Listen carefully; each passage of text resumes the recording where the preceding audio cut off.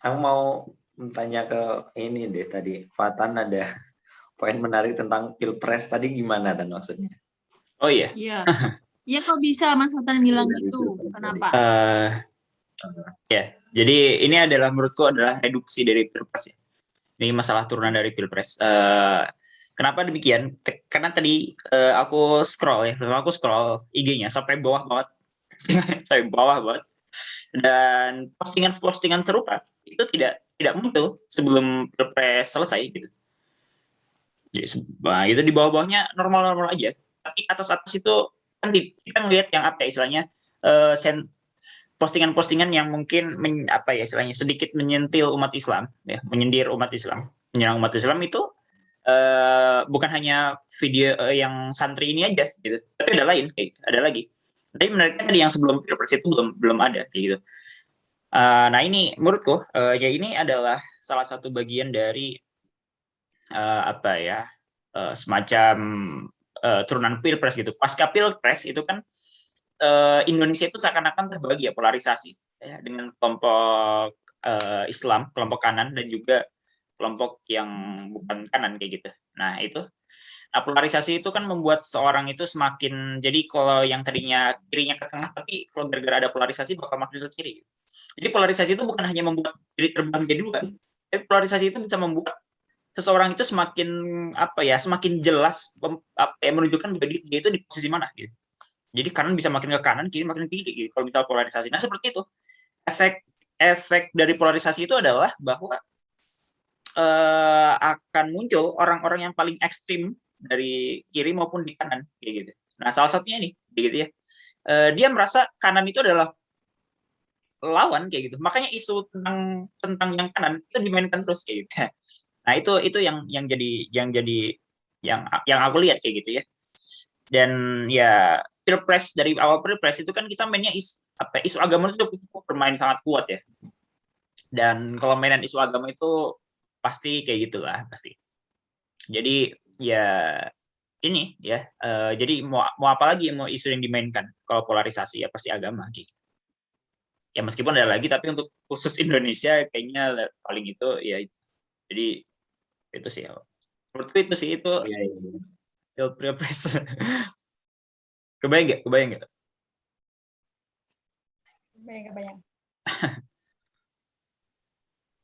Iya, iya, iya. Emang ini ya, secara sosial kita memang sudah terbagi gitu dari pilpres kemarin sampai sekarang mungkin itu bisa bisa jadi salah satu efeknya ya sampai sekarang kayak gitu. Sampai sekarang isu-isu agama itu menjadi hal yang menarik gitu, entah kenapa gitu ya. Kayaknya jadi lebih menarik dari sebelumnya. Tapi yang menariknya juga adalah semakin semakin jelas nggak sih ya? Maksudnya dalam artian kita juga bisa apa ya memberikan edukasi yang lebih jelas gitu loh. Artinya kita tahu gitu orang-orang yang lebih paham gitu dan yang misal belum paham gitu. Ternyata dalam konteks ini adalah ya orang-orang itu masih jadi pertanyaan gitu ya, masih jadi pertanyaan dalam hal ini tuh boleh atau enggak kayak gitu dan sebetulnya kan juga bagi kita gitu ya yang mendalami atau mempelajari terus gitu tentang agama ternyata masih masih belum tahu juga gitu dan muncul topik-topik atau pembahasan-pembahasan yang semakin melebar gitu dalam artian kita bisa semakin belajar juga kayak gitu kan. Dengan kasus ini kan banyak ya yang jadi subtopiknya lagi kayak gitu. Kayak tadi misalkan hukumnya dalam Islam seperti apa gitu atau orang lebih mengenal orang lebih mengenal santri-santri penghafal Al-Qur'an itu habits-nya kayak gimana kayak gitu kan ya. Nah, sebetulnya dari proses-proses itu kita punya kesempatan nggak ya menurut teman-teman gitu ya untuk lebih adem lah misalnya gitu ya dengan polarisasi ini gitu. Apakah polarisasi ini akan ya kayak gini terus gitu. Tapi kan kalau melihat seharusnya kan semakin lama kan orang semakin paham ya gitu ya. Semakin paham gitu. Kita juga lebih jelas gitu memahami apa yang mungkin eh, berbeda pendapat dengan kita gitu, mereka juga kayak gitu kan sama kita gitu. Nah, menurut teman-teman ini bakal menjadi semakin panas gitu, apakah atau malah semakin adem gitu karena sudah semakin mengenal? Gimana ini, menarik nih pendapat dari teman-teman gimana? Pertanyaan cuy. Gas, Maksudnya gimana? apa namanya? Aku malah mikir, ayo gas bikin buku kayak Kang Aul. Jawab permasalahannya pakai buku. Ya, apakah akan adem atau tidak? Ya tergantung. Yang sering kemarin ya. Tergantung semua aktor-aktornya. Ya gimana ya? Tergantung pemain-pemain yang di sosmed ya. Sosmed sih. Ya itulah ya. Media, ya. Gimana ya? Susah ini. Susah speak. Apakah akan Bisa adem atau tidak? memprediksi sih. Kesempatan itu pasti ada ya, pasti ada. Cuman Bisa memprediksi. ya, yang jadi masalah itu adalah memang pertama ya, ada faktor juga bahwa proyek anti radikalisme itu kan memang sedang diproduksi oleh negara kayak gitu ya. Dan definisi anti radikalisme itu masih mengambang. Sehingga ini seakan-akan sama saja seperti melempar bola liar, bisa benar-benar menghantam radikalisme ekstremis gitu ya, kelompok teror bisa saja. Tapi bisa saja malah kemana-mana gitu bolanya ini, muter-muternya kemana-mana. Nah jadi ya ini akan sulit kayak gitu ya. Udah ini memang diproduksi oleh negara anti radikalisme dan segala macam yang mengambang. Kemudian memang kondisi masyarakat kita memang punya latar belakang ini apa sih bagaimanapun juga punya latar belakang tentang permasalahan yang masalah bid'ah membid'ahkan, kafir mengkafirkan, dulu kan sering ada itu kan. Dan memang ada perlawanan dulu dari kelompok-kelompok, sebagian kelompok masyarakat terhadap hal yang seperti itu gitu kan. Dan juga nih yang ketiga adalah juga yang asal-asalan yang main-mainan apa ya. Jadi dia mikir bahwa oh ini apa istilahnya? Gimana ya bahasanya? Susah. Nanti poin 3-nya nanti aja. Nah, itu deh. Jadi emang ada faktor di negara dan emang ada kondisi masyarakat kita yang kemarin gitu ya, atau bahkan sampai sekarang itu ada kondisi yang sedang ada yang membid'ahkan dan juga ada perlawanan dari yang itu gitu nanti gitu. Dan jadi kompleks ini. Bagaimana ademnya susah gitu.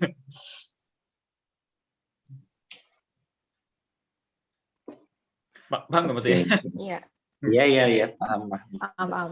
Paham. Cuma kita masih menunggu tinggi banget tadi. Aduh, sorry. Yang lain gimana? Ada yang mau menyampaikan pendapatnya nggak? Clara mau ngomong. Afirmasi Fatan aku. Clara mau ngomong. Masuk Mas. Terkait polarisasi ya berarti ya, polarisasi itu akan berlanjut apa enggak gitu ya. Aku nanggepin di konteks ini ya, media sosial gitu. Sebenarnya setiap pokoknya psikologis manusia tuh ya memang ketika di media sosial pasti akan mengafirmasi apa yang sesuai dengan apa yang dia pikirkan gitu loh. Jadi polarisasi itu pasti ada, khususnya di media sosial tuh pasti ada. Apalagi di wilayah Indonesia gitu ya. Di wilayah Indonesia gitu ya. Udah di sama ya tadi yang sampai Selatan ya tentang masyarakat Indonesia yang seperti itu gitu. Dan di media sosial itu kayak diaminin aja ya memang seperti itu gitu. Ketika kita sepakat dengan satu hal ya kita akan share itu, kita ngikut komen di situ, misal ikut ke kanan ya kita ke kanan terus mengafirmasi hal yang di kanan. Tapi kalau kita ikut ke kiri kita ikut ke kiri terus afirmasi di hal yang kiri gitu. Dan itu nggak biasanya sih, seringnya juga terbawa sampai ke kehidupan nyata gitu loh, nggak hanya di media sosial gitu. Dan itu memang secara psikologis memang seperti itu gitu. Jadi bisa jadi akan berlanjut gitu ya, itu bisa jadi khususnya di media sosial tuh kemungkinan besar sih akan tetap berlanjut sih, walaupun dengan topik yang berbeda lagi nggak hanya topik ini aja kayak gitu. Dan bisa jadi juga bisa ke bawah sampai ke kehidupan nyata gitu, sampai sengit-sengitan mungkin bisa jadi. Itu kan kayak hasil pilpres kemarin kan juga seperti itu kan, polarisasi di media sangat-sangat kencang sampai ke bawah ke masyarakat secara umum, Ya, nggak di luar media sosial kayak gitu sih menurutku. Iya, iya. Tapi masih Clara mantap. mungkin ya Ada tergantung DPM, 2024 ya, Fik. Kalau ada 3 calon mungkin akan lebih enak kan. Di atas 3 lah. Iya, iya. Tapi Lanjutan. kemungkinannya kecil sih ya kayaknya ya. Kalau dengan aturan yang sekarang ya, aturan main yang sekarang kayaknya tetap akan 2 kandidat. Tapi bisa aja jadi 3 gitu dengan presidensial threshold-nya kalau berubah, ataupun ya bisa jadi ya tetap juga kayak gitu, nggak ada perubahan. Dan kalau nggak ada mungkin bakal lebih terpolarisasikan lagi gitu kan, lebih naik lagi gitu persaingannya antara dua kubu. Selanjutnya gini, kalian kalau mendeskripsikan ya tadi dari perbincangan kita gitu, mendeskripsikan tentang kondisi bangsa ya, sekarang itu dan sedang dalam kondisi yang seperti apa sih gitu ya? Apa deskripsi kalian tentang bangsa Indonesia saat ini gitu ya, dengan background tadi yang sudah kita bahas ya, dari kasus mungkin ya beberapa hal lain sebagainya sampai sekarang gitu. Gimana, apa kondisinya sekarang seperti apa? Oh ya, jadi kasus tadi mencerminkan apa gitu ya, Fik? Iya. 2, polarisasi sama Islamofobia. Islamofobia, polarisasi Islamofobia. Nyampur ya. Oke. Terus Ini tuh, taklid. Itu dari Irfan, dari Fatan. Umi tadi apa? Nggak tahu deng. Kalau taklid. Kalau aku lebih menyoroti netizen itu ikut-ikutan. kayak taklid ya. Kalau aku lebih menyoroti di Islamofobia sih. Iya. Iya. Padahal sudah tidak ada lagi perang melawan terorisme ya dari Amerika. Kita berperang melawan saudara kita sendiri. Wede. Iya. Dari Irvina gimana? Kalau ditanya kondisi Indonesia lagi nggak baik-baik aja. Kalau dilihat dari ini ya, konteks kita sedang ngobrolin, kalau aku sepakat juga ke Islamofobia, dan satu masih dalam perang pemikiran sih. Karena walaupun kasus ini mungkin remeh ya, sekadar santri yang tutup kuping, cuman ya itu sebenarnya harusnya membuat nalar berpikir kita sebagai orang Islam itu seperti apa sih, kayak gitu, menanggapi itu. Balik lagi, kalau misalkan tadi untuk syiar, ya itu enggak masalah gitu kan, karena kita juga berhak untuk melakukan itu. Karena semakin banyak kejahatan yang udah diungkap nih di berita-berita ya, kayak misalkan kecilnya adalah korupsi yang jadi mana-mana gitu ya, ya perlu diimbangi dengan berita-berita baik yang lain.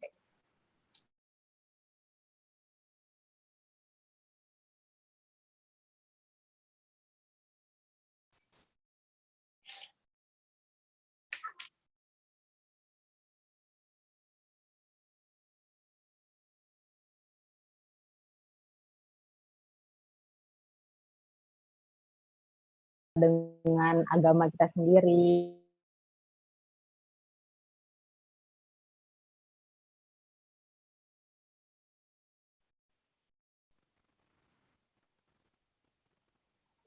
Oke. Itu sih ya itu ya, sedih sekali ya melihat kondisi yang sekarang, kondisi Indonesia yang kalau dibilang untuk dengar musik aja karena kita udah hafalan Quran, atau misalnya kita bentuk apa, sangat sulit menyatakan ini, jauh dari Quran seperti itu, atau misalnya kepahaman kita. Bahkan Quran ini apa ya, bentuk yang harusnya kita tuh benar-benar mengagungkan, benar-benar menjadikan itu Google Maps perjalanan kehidupan kita, agar kita tuh sampai ke tujuan dengan yang benar, dengan selamat. Yang mana sih belok kanan, yang mana sih belok kiri, kan sudah jelas semua. Jadi ditunjukkan di Al-Quran. Tapi kan memang kita secara orang Indonesia nggak bisa langsung memahami Al-Quran itu sesuai dengan kayak kita baca novel, nggak bisa gitu kan. Karena kita kebiasaannya bahasa Indonesia dan Al-Quran itu bahasa Arab gitu kan. Jadi kita harus memang banyak belajar dari ahlinya, seperti para ulama, atau misalnya memang orang-orang yang paham Al-Quran. Itu sih, aku nggak tahu kok bisa sampai sana. Itu menurut aku aja, Mas, dan teman-teman. Oke. Aku punya kekhawatiran ya dengan yang tadi disampaikan, Islamofobia, perang pemikiran gitu, atau mungkin bagian dari radikalisme yang isu radikalisme yang diatur gitu ya. Kok aku rasanya kayak semakin kesini itu dengan banyaknya isu-isu tentang Islamofobia atau radikalisme itu membuat orang-orang malah jadi awalnya mungkin takut gitu, dan akhirnya memilih untuk menjauhi beberapa sikap lah, misalnya ya.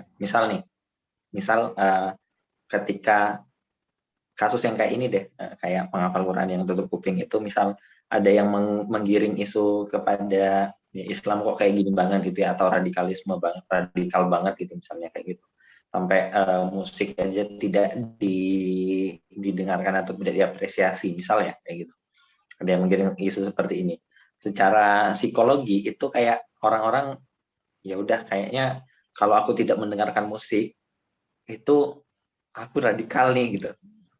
Ada perasaan kayak gitu. Jadi ya udah aku harusnya dengerin aja musik apapun kayak gitu.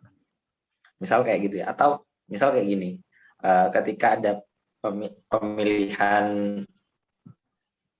pemimpin ya gitu, dimanapun, ini contoh aja gitu, ada yang Islam dan non Islam misalnya kayak gitu.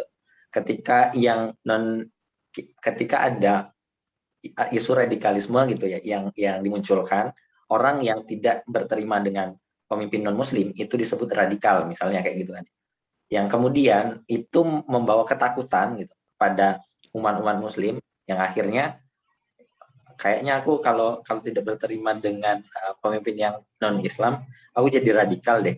Jadi ya udahlah, aku nggak apa-apa gitu sebetulnya orang-orang pemimpin yang non Islam misalnya kayak gitu. Secara psikologi itu aku ketakutan gue sih kayak gitu ya penggiringannya. Mungkin tidak secara langsung kayak gitu, atau ya nggak belak-belakan sampai ke sana. Kita juga tidak tahu proses atau ke sana itu kan pelan-pelan banget ya prosesnya. Kita itu kan secara psikologi juga perpindahnya dari pendapat A ke pendapat B itu kan ada proses di sana yang pelan-pelan sekali kayak gitu. Dan itu jadi apa ya? Jadi ketakutan gue sih kayak gitu ya. Karena memang teman-teman juga pasti ada lah gitu ya rasa ketika dibilang hal anak atau orang-orang yang seperti ini misalnya adalah orang yang nakal misalnya kayak gitu. Kita kan otomatis menjauhi karakter itu ya. Kayak di sekolah gitu kan, orang yang bolosan misalnya atau duduk di belakang misalnya kayak gitu, dinilai misalnya orang yang nakal misalnya, kita kan otomatis kayak menjauhi nilai itu, walaupun belum tentu gitu. Nah, aku sih ada kekhawatiran dalam bab kayak gitu ya, dengan munculnya atau semakin seringnya dengan isu-isu pembahasan seperti ini. Itu sih, itu emang salah satu resiko. Ini yang jadi pelajaran buat masyarakat Indonesia pasti. Bahwa kayak gitu ya, bahwa kayak gini sebenarnya kepada semua masyarakat Indonesia ya, baik yang kanan maupun kiri, ini tidak bisa hitam putih. Kita kayak gini, dari kelompok yang agamis kayak gitu melihat ada narasi Islamofobia yang datang kayak gitu. Jadi gini, jadi untuk kita menyikapi isu Islamofobia, kita juga nggak bisa hitam putih. Maksudnya kayak gini, ketika kita melihat misalnya ini ya, di story misalnya, ada teman kita yang juga ikut bertanya, loh kok ini kok santri pada gini banget sih? Kenapa sih kayak gini aja harus sampai tutup kuping segala macam? Nah, kita harus berhati-hati apakah itu dia memang tidak tahu, ya, ataukah memang itu adalah narasi Islamofobia. sama dengan kelompok yang sebelah sana yang menganggap ada narasi radikal dari kelompok Islam kayak gitu. Bahwa apa ya?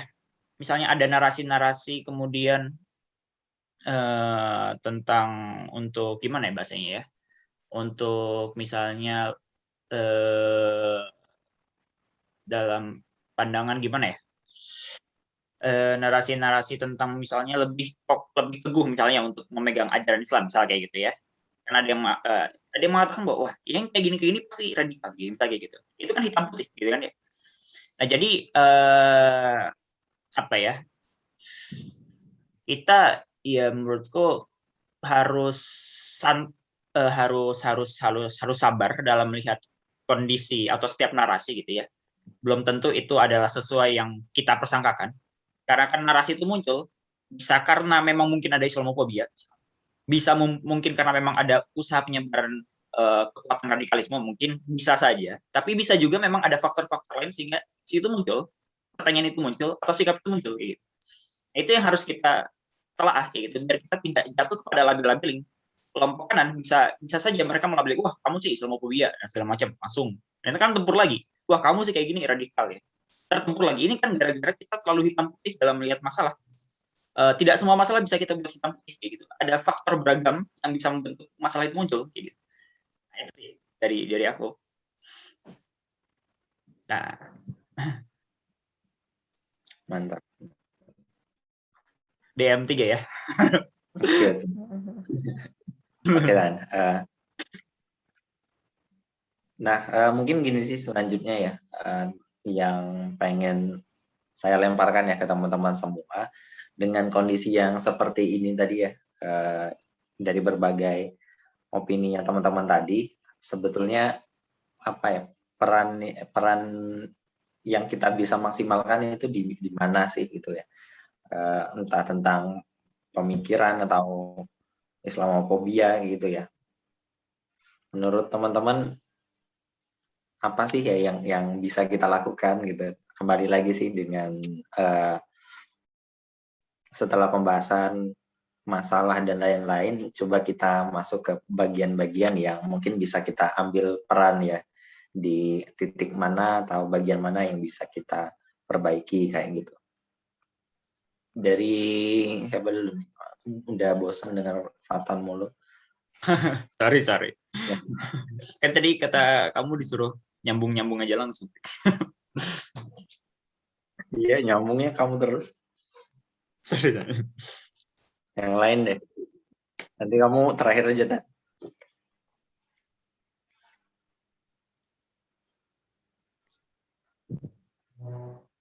Silma dulu deh, Silma.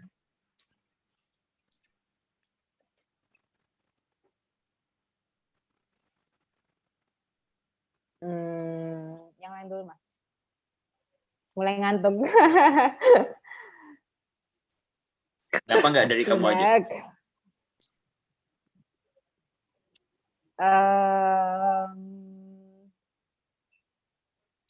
Enggak, yang lain dulu. Kado TFI dong.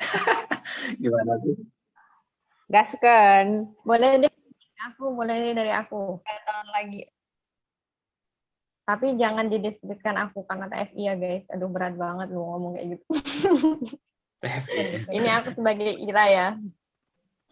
Kalau menurut aku ya, banyak di Indonesia itu orang Islam tuh banyak ya. Bahkan negara Indonesia itu umat persenanya ya itu terbanyak ya di Islamnya kayak gitu. Ya umat Islam di Indonesia tuh banyak, tapi cuma sedikit yang lurus. Lebih sedikit lagi yang benar, lurus dan benar, dan lebih sedikit lagi yang berani berbicara kayak gitu.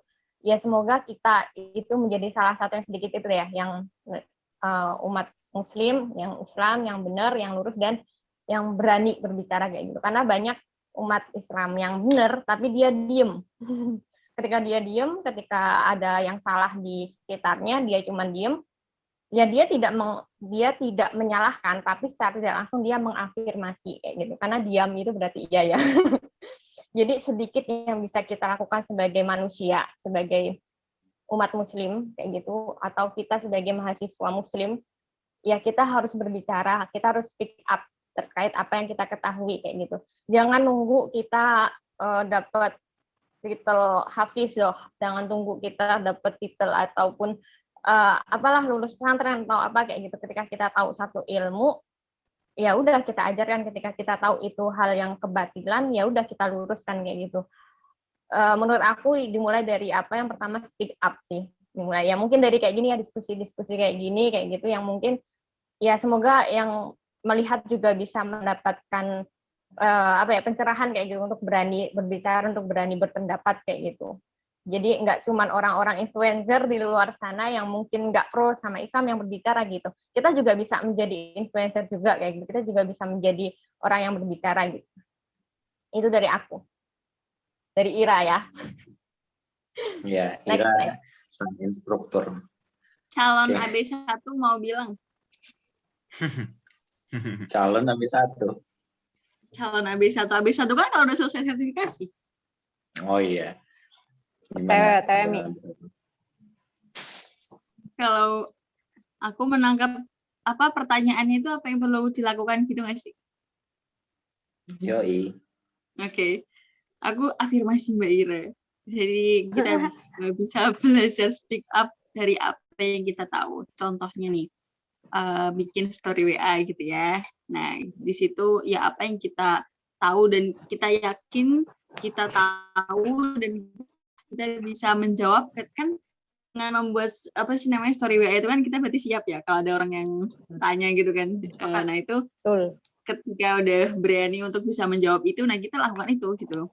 Nah terus menuliskannya pun atau speak up-nya pun juga ya seolah-olah kita emang lagi ngomong sama partner bicara kita gitu ya. Misalnya dengan bahasa-bahasa teman-teman viewers WA atau Instagram dan sebagainya. Jadi memang menurut aku afirmasi Mbak Ira, speak up dari apa yang kita sedikit tahu gitu.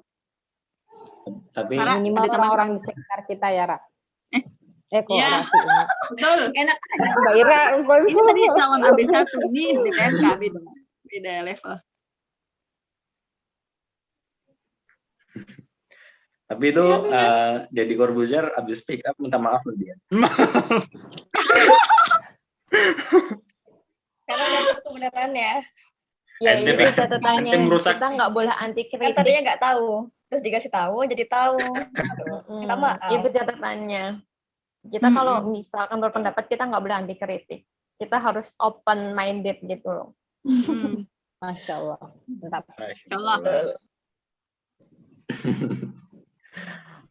Oke, siapa lagi yang mau ini duluan?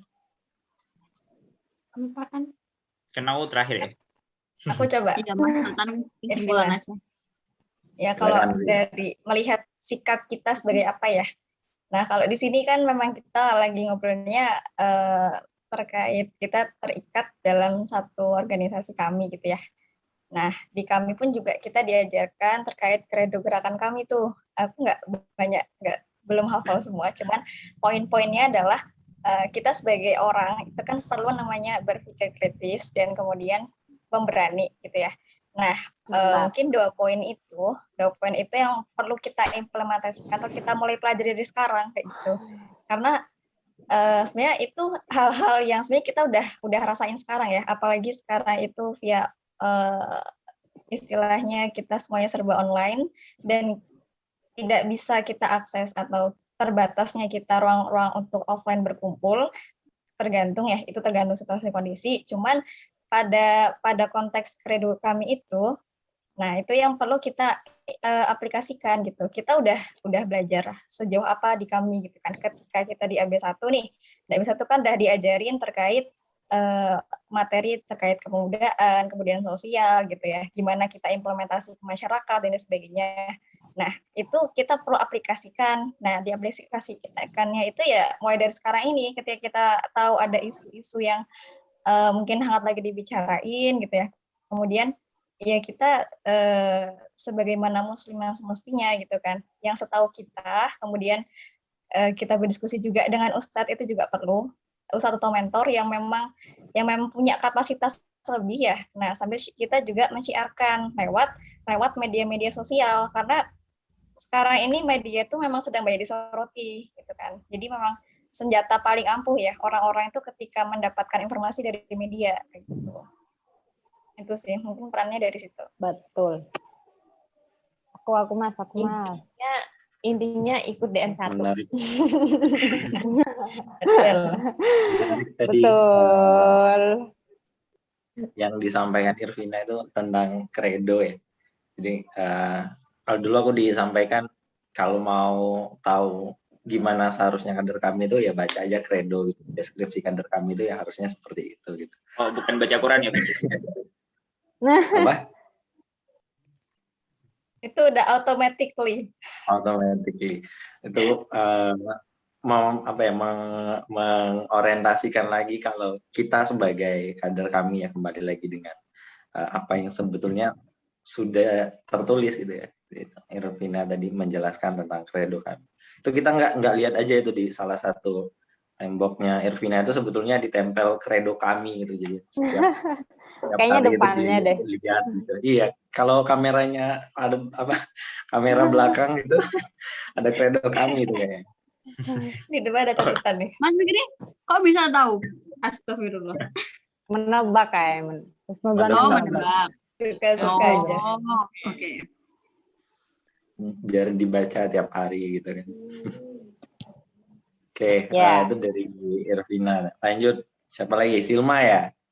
Silma. Ya, aku cuma mau bilang sih afirmasi dari teman-teman yang udah berkomentar dan Vina tadi ini bentuk kita mengaplikasikan kreda itu ya Vin ya, dan bentuk kita mengangkat apa ya, sebuah statement, berani berbicara, dan semoga ya apa yang kita sampaikan di sini bisa apa ya, setidaknya meluruskan perspektif yang sebelumnya mungkin masih salah di sekitaran kita, orang-orang di sekitar kita, teman-teman kita, bentuk itu ya, kayak yang dibilang Umi tadi, viewers kita dengan kita buat status atau misalnya dan kita men-syiarkan agenda yang malam ini, itu semoga terhitung sebagai langkah kecil kita gitu kan. Sementara aku mau bilang kayak gitu, maksudnya kita kayak aku sih mempertanyakan sih, aku emang udah buat apa gitu kan, udah buat apa untuk membantu kasus ini atau misalnya meluruskan kasus ini kayak gitu ke teman-teman aku, ke keluarga aku, ke orang terdekat aku, seperti itu. Dan makanya aku juga semangat ikut agenda ini gitu ya, karena memang pembahasannya aku selain harus belajar gitu kan, mungkin menambah referensi gitu ya dari Mbak Ira, dari Mas Cotton dan teman-teman yang lainnya. Maksudnya untuk jadi jalan aku juga membagikan informasi ini ke teman-teman kita yang lain seperti itu. Itu sih Mas, semoga ini bisa bermanfaat. Dan kita buat agenda-agenda yang lainnya lagi gitu. Sangat menarik sih, mantap banget. Oke, siap Sil. Nanti kita lanjutkan lagi nih diskusinya dengan topik-topik lainnya gitu ya. Nanti Silma ikut terus berarti ya.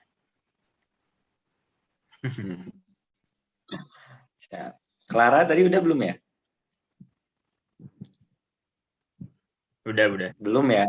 Belum. Udah Mas, afirmasi dengan yang lain. Clara gimana sih?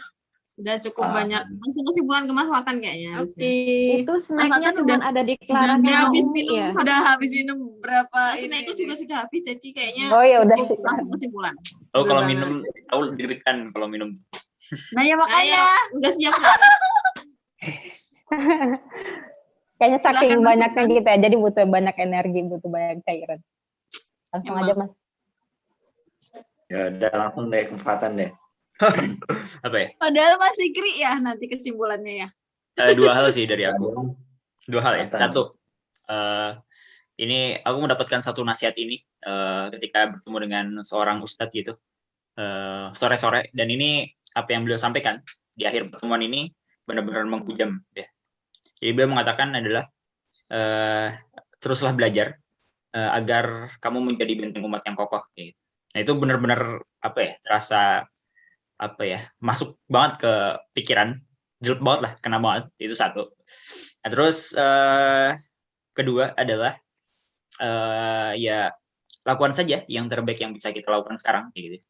Kalau misalnya yang bisa kita lakukan sekarang, yang terbaik yang bisa kita lakukan sekarang adalah berdoa, ya udah berdoa aja. Gitu. Yang bisa kita lakukan, kalau hal terbaik yang bisa kita lakukan sekarang baru diem, kita diem dulu aja. Gitu. Kalau yang terbaik yang bisa kita lakukan sekarang nge-share, ya udah share aja. Kalau yang terbaik yang bisa kita lakukan sekarang ngomong, udah ngomong aja. Gitu aja, gitu aja terus gitu. Jadi itu ya, terus belajar dan bisa menjadi benteng yang kokoh. Dan yang kedua adalah lakukan yang terbaik yang bisa kita lakukan sekarang. Gitu. Itu sih. Kok kaku banget ya, Will? Ya bukan si Fikri nyebelin banget.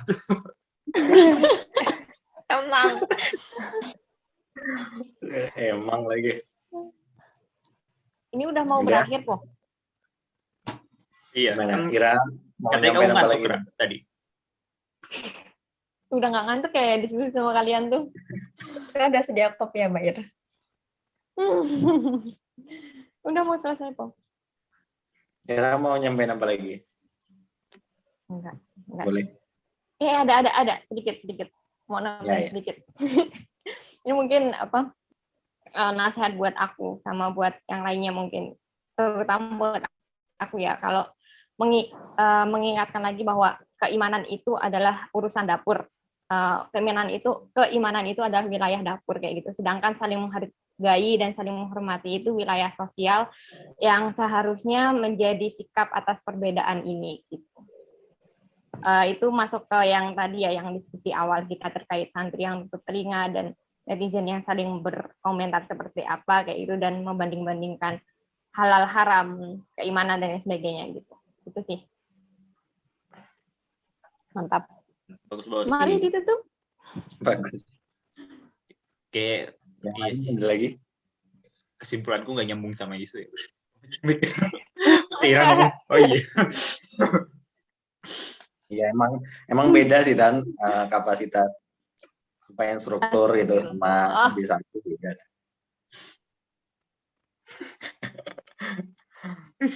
Oke. Cukup ya mungkin ya untuk diskusi. Dari Mas Fikri belum loh. Ya. Harus ada nih. Banyak, Mas Fikri, Mas. Dia tuh tugasnya ngoper-ngoper bola aja. Iya. Yang mencetak golnya. Oh, sama menyimpulkan semuanya ya, Mas. Aku kalau bicara tentang soal pemikiran gitu dan juga perang pemikiran itu masih nyantol banget salah satu yang disampaikan oleh kader kita juga gitu ya, kader kami UNY, yang teman-teman semua tahu juga sih kan orangnya kayak gitu. Beliau menyampaikan gini, kalau yang namanya kita sedang perang dan perangnya adalah perang pemikiran, yang perlu kita siapkan itu ya pemikiran kita gitu.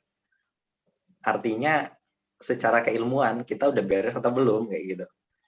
Yang bisa kita sampaikan atau kita lawan itu kan ya melalui pemikiran kita gitu. Karena perangnya perang pemikiran gitu, bukan perang tembak-tembakan gitu, bukan perang bunuh-bunuhan, tapi perangnya adalah perang pemikiran gitu. Justru yang kita siapkan adalah kadar keilmuannya kita sudah bisa belum gitu ya untuk berperang gitu.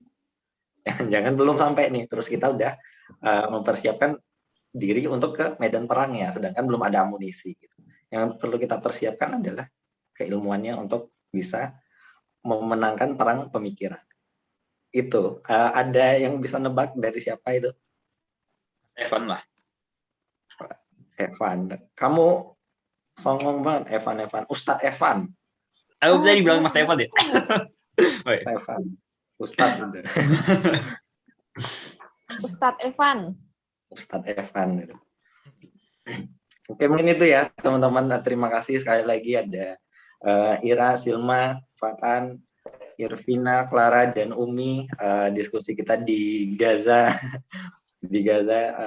hari ini gitu, menyenangkan sekali bisa kembali diskusi dengan teman-teman semua dengan energi-energi kita seperti di Gaza gitu, seperti kita sedang berkumpul dengan keluarga-keluarga kami gitu, dan semoga ada manfaatnya ya diskusi kita ya untuk teman-teman yang mendengarkan kayak gitu ya, menyaksikan, dan insya Allah nanti kita ke depan akan bahas lagi topik-topik yang menarik dan juga penting untuk kita bahas gitu. Mungkin itu aja. Terima kasih sekali lagi. Mohon maaf banyak kesalahan kekurangan. Alhamdulillahirobbilalamin. Assalamualaikum warahmatullahi wabarakatuh. Waalaikumsalam. Waalaikumsalam warahmatullahi wabarakatuh. Wabarakatuh.